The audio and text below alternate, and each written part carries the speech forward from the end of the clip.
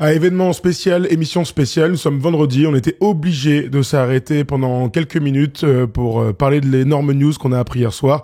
Victor Wembanyama est donc out pour le reste de la saison. C'était une nouvelle évidemment ultra surprenante, Erwan, et pour rien vous cacher, quand hier on était ensemble au bureau, alors Erwan t'étais pas avec nous, il y a eu une espèce d'ambiance de mort d'un coup d'un seul. On n'a pas l'habitude en même temps de devoir affronter ce type d'événement. Bah, on n'a pas l'habitude avec Victor, c'est sûr. On s'habitue à le voir jouer, à le voir régaler, à se projeter sur un play-in potentiellement, sur un trophée de meilleur défenseur de l'année, sur l'Euro. Et moi, la sensation que j'ai eue hier quand j'ai appris la nouvelle, c'est que ça m'a un peu coupé les jambes en fait. C'est ce truc de oh non. Alors chaque année, il y a des mecs où l'info tombe un peu comme ça de nulle part en disant fin de saison. Mais là, forcément, ça nous touche un petit peu plus quand c'est Victor, et surtout la nature de la blessure qui est aussi qui peut être inquiétante, même si elle a été prise à temps et que finalement il n'y a pas plus d'inquiétude à avoir que ça. Faudra juste bien le soigner. Mais bon, plus de Victor, en tout cas en NBA pour cette saison. Bon, c'est déjà fini, quoi. Mince. Ouais, la saison 2 de Victor Wembanyama en NBA est donc déjà finie. Aujourd'hui, on va essayer de faire un récap de toutes les infos qu'on a appris hier soir, se projeter un tout petit peu sur la fin de saison des Spurs. Évidemment, le sportif est clairement secondaire dans une affaire comme ça. La première chose qu'on peut dire, c'est qu'on pense à Victor et à ses proches et qu'on espère que ça va aller du mieux possible pour lui, déjà physiquement, mais aussi psychologiquement, parce que ça doit pas être simple pour un jeune homme de 21 ans d'apprendre un truc comme ça alors que tout allait bien. Il y a 4 jours, on le voit au All-Star Game. C'était l'un des seuls qui avait montré une belle envie. On voyait sa manière de dire je suis pas là pour me faire des amis. Il avait, même dans le débrief du All-Star Game qu'on avait fait, on disait c'est peut-être par des joueurs comme ça impliqués à la manière de Victor que ça va aller. Donc, et puis on l'avait vu sur l'All-Star, il était plutôt en calme, plutôt souriant. On n'a même pas eu le temps de le revoir une fois après l'All-Star Game pour que sa fin de saison soit annoncée. Non, vraiment, j'insiste sur la sensation de je me suis fait couper les jambes. Ouais, clairement. On a appris donc hier soir que Victor était fatigué avant le All-Star Game, pendant le All-Star Game et après le All-Star Game, au point d'aller faire des tests, un petit peu une batterie de tests, et donc on a appris le coup près est tombé. Il a une thrombose veineuse profonde, donc c'est des caillots de sang qui se forment dans une veine, et donc bien sûr le risque c'est de faire des infarctus, de faire tout ce qu'on peut imaginer. Donc ça descend dans le cœur et les poumons, quoi. Cœur et poumons, absolument. On sait qu'il y a certains joueurs qui l'ont déjà fait. On va prendre le temps d'en discuter pendant toute cette émission. Ce qui nous a surpris, c'est que c'est pas une blessure habituelle des sportifs. On a l'habitude des entorses, des genoux, des tendons d'Achille, voilà, ce type de blessure-là. C'est aussi la nature de la blessure, t'as commencé à en parler, qui nous a surpris en se disant waouh, attends, ça c'est un truc grave. Est-ce qu'il peut mourir, en fait? C'est la question qu'on s'est posée. En fait, c'est beaucoup les nageurs qui sont susceptibles d'avoir ça, parce que justement avec leur mouvement systématique et d'utiliser leur épaule plus que n'importe quel autre sportif. Sinon, c'est des maladies un peu de vieux, quoi. Donc on voit des gens de 60 ans. Alors on n'a rien contre les gens de 60 ans qui sont vieux, mais en fait c'est très rare pour un sportif. Il n'empêche qu'il y a des cas quand même qui sont sortis depuis hier, parce que ça va très vite sur les réseaux. C'est le bon côté des choses.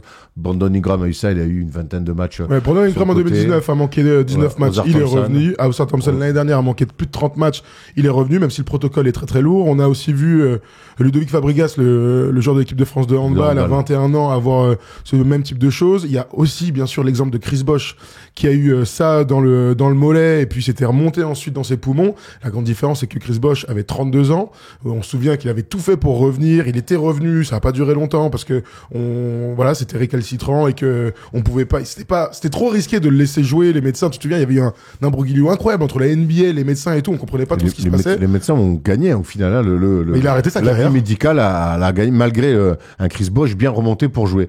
La grande différence avec Chris Bosh et Victor Wembanyama, c'est que quand on lit un petit peu les différents articles, d'ailleurs il y a eu plein de choses qu'on popé, c'est que quand ça vient des jambes, c'est beaucoup plus dangereux que quand ça vient sur des épaules ou de l'eau du corps. Exactement. Donc lui, c'est dans l'épaule, c'est sous la clavicule. Voilà, c'est ce qu'on a appris. Il va donc suivre un protocole d'anticoagulant pendant plusieurs mois en fait, pour que son caillot se résorbe. Un protocole très très long. Quand on a vu fin de saison, on s'est dit attends, la fin de saison, il reste encore 2 mois de compétition. On a toujours l'impression que les sportifs peuvent se remettre plus vite que nous, les gens normaux, mais c'est surtout une précaution plus qu'autre chose. Hein. Mais là, comme c'est pas musculaire, comme c'est pas une cassure, un nerf ou un tendon qui pète, c'est de la précaution. C'est qu'en fait, tu peux pas prendre de risque parce que le risque il peut y avoir que le risque 0 là-dessus, parce que tu peux pas prendre même 0,1 risque que il y a un truc, parce que s'il y a un truc, c'est drame. Donc voilà, évidemment qu'on ne joue pas avec la santé des sportifs et avec la santé de personne. Oui. Donc ce qu'on peut rajouter aussi, c'est que il y a peu de risques de rechute, quasiment aucune de rechute. Le protocole est bien, voilà. C'est ça. Si on va au bout du protocole, normalement, bon, évidemment, vous savez, on n'est pas médecin, on a lu plein de choses, il y a plein de... Qu'est-ce que t'as pas fait ce matin en me levant. T'as pas fait 11 années d'études depuis hier soir? Si, mais j'ai fait que le premier semestre. Comme je passais jamais, en fait, j'ai fait 11 années le premier semestre. C'est pas mal, hein, bravo, hein. Dans une semaine, Erwan sera cardiologue. Ce sera incroyable. Putain, fantastique. Ah ouais, une conversion incroyable. Docteur à retraite, oui, excusez-moi, installez-vous, je finis avec un autre parce patient. que quand t'es médecin, t'es forcément en train de parler comme ça? Ouais, je crois. Et puis t'écris comme ça aussi. C'est le cliché. Oui, le cliché de fou, Dr House. Bon, il y a plein de petites questions qui vont se poser une fois qu'on a dit qu'a priori ça va aller pour Victor Wembanyama, même son entourage, on a discuté un peu avec eux, c'est tombé comme ça, tout le monde a été ultra surpris et l'information est sortie très très vite. Il y a des questions qui vont se poser de son avenir, on va parler un peu d'équipe de France. On va déjà commencer par les réactions des Spurs, tout simplement parce que son coach Mitch Johnson a eu l'opportunité d'en discuter. C'est quand même une drôle de saison, hein. Ton coach principal qui fait un AVC, ta future superstar qui fait un thrombose, c'est quand même très étonnant. Ta superstar. Hein. Oui, ta superstar, bien sûr. J'ai dit quoi? Ta future. Oui, t'as superstar, t'as raison. Mitch Johnson, du coup, c'était aujourd'hui heure française. En plus, il y a des journalistes français qui sont sur place et qui ont relayé cette information. C'est une nouvelle terrible parce qu'on perd un joueur majeur que les fans et les gens aiment regarder. Je m'attends à ce qu'il soit très réfléchi et très attentif au processus. Il ne brûlera pas les étapes et il se comportera comme il faut. Deuxième petite, super, merci Polo. Les experts médicaux ont confirmé qu'il ne pourrait pas rejouer cette saison et qu'il n'y a pas d'inquiétude pour la santé à long terme de Victor. Il n'y a pas de raison qu'il ne soit pas prêt pour le début de la saison prochaine. C'est un petit coup d'arrêt pour un retour en force. Voilà, discours positif. Il faut l'être. Il faut être positif là-dessus. Maintenant, c'est vrai que les interrogations se multiplient pour la fin de saison régulière des Spurs. Ils sont à la fois à trois matchs du play-in. Moi, je trouvais malgré tout que les premiers matchs qu'ils avaient perdus avec De'Aaron Fox par rapport à des concurrents directs, en tout cas qui dans la course, même si indirect un petit peu avec d'autres équipes aussi du play-in, ils avaient déjà lâché des matchs importants. Qu'est-ce qu'on fait? Est-ce qu'on tank? Est-ce qu'on tank pas? Même de toute façon, je pense qu'ils vont pas avoir le choix, nos amis. Pour moi, l'absence de Victor va laisser un trou énorme sur un poste où le backup, je pense que toi et moi on fait mieux. C'est Bismack Biyombo, qui était dans le 5 majeur hier, qui vient d'arriver. Bismack et ils ont gagné hier. Ils ont gagné contre les Suns hier. C'est quand même parfois le sport nous réserve de drôles de surprises. En tout cas, c'est des bonnes réflexions. Moi, le continue de développer. Certes, c'est pas non plus un centre de formation. Je veux voir un petit peu la suite, mais pour moi, le play-in, même avec Victor. Et l'arrivée d'Aaron Fox m'avait quand même un peu, sur les 5-6 premiers matchs, m'avait un petit peu refroidi. Là, pour moi, sans Victor, il n'y a plus de play-in. Ce qui est drôle dans cette situation, c'est que ça nous fait penser à la saison pré-draft de Tim Duncan, où David Robinson, lors de la saison 96-97, est blessé toute la saison, peut-être, mais il n'empêche qu'on se retrouve dans une situation où ton meilleur joueur est sur le carreau, que tu as deux choix de draft, tu as le tien déjà, donc plus t'es mauvais, plus t'as une chance d'avoir un très haut choix de draft. Vous avez peut-être vu voir les petites rumeurs, la Cooper Flag avec Victor, oui. Bon, tout le monde s'enflamme. Je vous rappelle aussi qu'ils ont le choix des Hawks qui n'est pas protégé, donc ils ont deux choix qui peuvent valoir très très cher lors de la prochaine draft. On regarde le bilan, ils sont à 24-29, ils sont 12e de la conférence Ouest, ils sont pas loin du play-in, on avait tout ça en tête, malgré les quelques défaites avant le All-Star Weekend avec l'arrivée de De'Aaron Fox. On imaginait qu'ils allaient faire un push, trouver une dynamique peut-être pour remonter, même si le play-in allait être difficile. Voilà, là en fait, il y a un côté, les gars vont jouer au basket un maximum et vont essayer de gagner un maximum de matchs, ce qui est tout à fait logique au vu de l'effectif. Et puis il y a le côté un petit peu, managérial, on pourrait dire, qu'ils n'ont aucun intérêt à être très très bons dans cette fin de saison. Moi, je pense qu'ils vont être rattrapés par la réalité. C'est que sans Victor, c'est une équipe très moyenne. Voilà, on voit le roster ici. Alors oui, il y a des noms, mais sur le poste 5, c'est vraiment très très court. Et il y avait déjà, on l'avait vu, même si c'était une nouvelle aventure avec l'arrivée de De'Aaron Fox, il y avait quand même Mitch Johnson, on avait souligné ces associations très curieuses de mettre Chris Paul avec De'Aaron Fox aussi longtemps, aussi souvent. Bon, pour moi, ils vont être rattrapés par l'inexpérience de leur coach et par leur roster qui, pour le coup, devient très, très, très juste. Oui, il est juste, de toute manière, il l'était un peu avant. Mais encore une fois, ils ont gagné hier. Alors, tu sais, l'instant T, non, mais je te rejoins, Erwan, sur, ils vont être rattrapés. Je rajoute qu'ils n'ont pas d'intérêt à gagner beaucoup de matchs dans cette fin de saison. Voilà, parfois, tu sais, on fait une vidéo, je regarde le match d'hier, je vois une bonne équipe de basket qui gagne contre les Suns. Ils gagnent pas contre une toute petite équipe non plus. Alors, des concurrents directs au play-in, Erwan. C'est pas le débat du jour, mais à quel moment on va arrêter de considérer les Suns comme une grande équipe? Une grande équipe, je sais pas, mais il y a un concurrent direct au pays. Oui, c'est le cas, pour le coup. Donc voilà. Bon, écoute, on continue sur les petites questions. Donc l'avenir des Spurs, on y reviendra dans quelques temps. Mais quand la sentence, là, enfin le coup près là est tombé, il y a quand même une pensée qui nous est tous venue là comme ça. C'est et l'équipe de France et l'Eurobasket. On est en ce moment. C'est la première que j'ai eue, moi. Bien sûr. On est en ce moment, en plus, lors d'un rassemblement de l'équipe de France. D'ailleurs, les deux matchs sont disponibles sur DAZN. Là, ce soir, on joue contre la Croatie, dans Ragnar. en gratos sur DAZN, oui. Azadar dans un traquenard incroyable à regarder, absolument commenté par Chloé Stephen. Lundi, il y a le deuxième match de l'équipe de France. Ce sera à Orléans. J'espère que vous y serez. Mais notre esprit, là, on s'est dit, mais est-ce qu'il va pouvoir jouer l'Eurobasket? Peu probable. Moi, j'ai envie de dire non. Après, on connaît les protocoles des franchises NBA.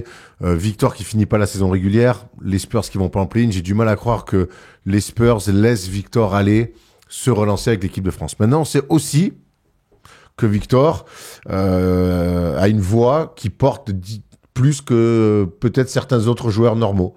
Donc peut-être que lui, s'il dit, mais attendez les gars, moi je veux jouer l'Euro de basket, peut-être qu'il pourrait y aller. Donc là-dessus, je pense que on va attendre quand même les premiers mots de Victor. On va attendre, je pense, quelques semaines, voire mois, de voir comment le protocole médical avance, son traitement médical avance, et que lui commence peut-être à se prononcer là-dessus. Mais j'imagine que Freddy Fotoux et Boris Dio et tout le staff de l'équipe de France auront des réponses assez rapidement sur l'opportunité ou pas d'avoir Victor pour qu'il puisse avoir un plan B. Bien sûr, le but c'est d'attendre le mois de juin presque, pour savoir s'il est capable de... Peut-être pas aussi loin, moi je veux dire, juin c'est la dernière limite pour faire l'équipe. Voilà, début mai, je pense qu'il puisse quand même commencer à sonder d'autres gens. On sait qu'il y a un réservoir en équipe de France. Bien sûr. Mathias ce soir quand même est déjà blessé sur le poste de pivot. Rudy Gobert a dit que c'était pas sûr qu'il soit là. Bon, il va falloir quand même qu'on sache assez rapidement pour Victor, même si évidemment à même pas 24 heures après que l'info soit tombée, c'est pas la première chose qu'il va faire. Non, bien sûr, mais en tout cas dans la recherche de réponses, j'ai trouvé un super article de West France là écrit par Vivien Duval, donc je shout out Vivien Duval. Shout out à Vivien. Donc qui a interrogé Victoria Tchaïkovski, nom extraordinaire, donc docteur de la clinique du sport de Drouot à Paris, et donc à cette question de est-ce qu'il pourrait jouer bientôt, etc. Elle répond: on est suffisamment éloigné du mois d'août pour régler ce problème. Il y a un pronostic positif à long terme. Le risque de la thrombose en est aigu. Une fois qu'on a passé la phase aiguë et qu'il est sous traitement, le pronostic devrait être positif.